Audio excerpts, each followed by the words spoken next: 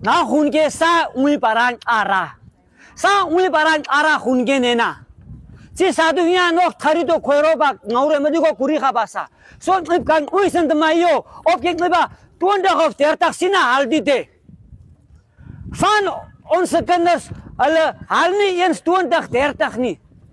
Ek was so stout geweest. Ek was so onmoontlik geweest. Ek was so sleg geweest. Ek was 'n rower, ek is 'n ex-rower, 'n ex-verkragter, 'n ex-huisbraker, 'n ex-dief, 'n ex-selfoon dief. Maar ek het baie laat besef dit wat ek mee besig was verkeerd.